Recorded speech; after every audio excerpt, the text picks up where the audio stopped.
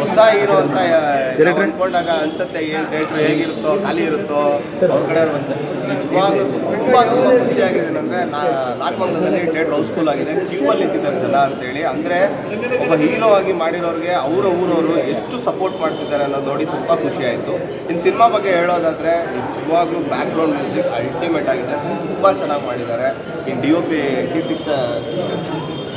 Sir ಅದ್ಭುತವಾಗಿದೆ. Framing ಅಂತೂ ನಿಜ ಹೇಳಬೇಕು ಅಂದರೆ ನಮ್ಗೆ ಅನಿಸಿದ್ದೇನೆಂದರೆ, ನಾವು ಸಿನಿಮಾಗಳು ಮಾಡ್ತಾ ಇರ್ತೀವಿ, ಫಸ್ಟ್ ಪ್ರಯತ್ನದಲ್ಲಿ ಕಸದಿಂದ ರಸ ಮಾಡ್ತಾರೆ ಅಂತ ಹೇಳ್ತಾರಲ್ಲ, ಏನೂ ಇಲ್ಲದೆ ಝೀರೋಯಿಂದ ಸಿನಿಮಾನ ಶುರು ಮಾಡಿ ಇವತ್ತು ಪಕ್ಕದಲ್ಲಿ ನಂಬರ್ 1 ಅಂತ ಹಾಕ್ಬೋದು, ಅಂದರೆ 1 ಹಾಕ್ಬೋದು. ಅಷ್ಟು ಚೆನ್ನಾಗಿ ಬಂದಿದೆ ಸಿನಿಮಾ.